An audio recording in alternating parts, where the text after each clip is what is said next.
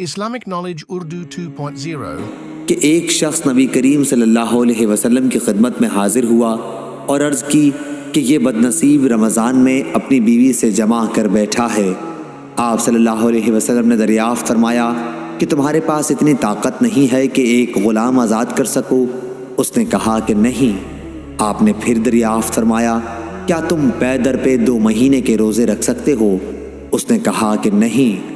آپ نے پھر دریافت فرمایا کیا تمہارے اندر اتنی طاقت ہے کہ 60 مسکینوں کو کھانا کھلا سکو؟ اب بھی اس کا جواب نفی میں تھا۔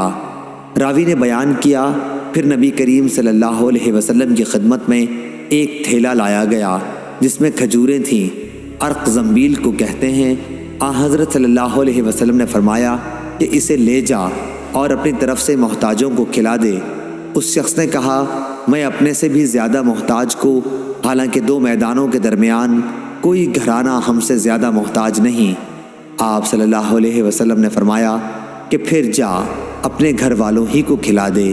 صحیح بخاری حدیث نمبر 1937 کہ نبی اکرم صلی اللہ علیہ وسلم نے احرام میں اور روزے کی حالت میں پچنا لگوایا۔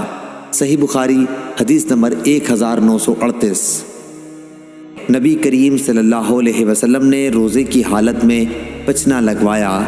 صحیح بخاری حدیث نمبر 1939 کیا آپ لوگ روزے کی حالت میں پچنا لگوانے کو مکروہ سمجھا کرتے تھے؟ آپ نے جواب دیا کہ نہیں، البتہ کمزوری کے خیال سے روزے میں نہیں لگواتے تھے۔ شبابہ نے یہ زیادتی کی ہے کہ ہم سے شعبہ نے بیان کیا کہ ایسا ہم نبی کریم صلی اللہ علیہ وسلم کے عہد میں کرتے تھے۔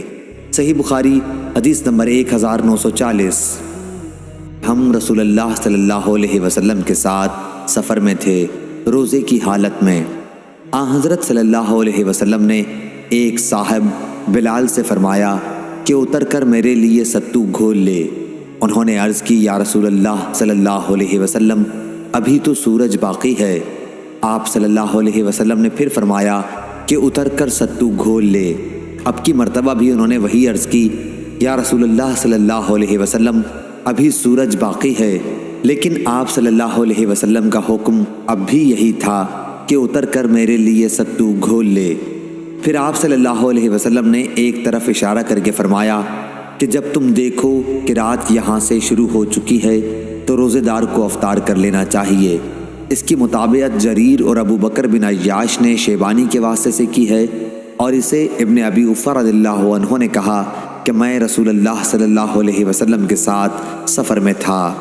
صحیح بخاری حدیث نمبر 1941 کہ حمزہ بن عمرو اسلمی رضی اللہ عنہ نے عرض کی یا رسول اللہ میں سفر میں لگاتار روزے رکھتا ہوں۔ صحیح بخاری حدیث نمبر 1942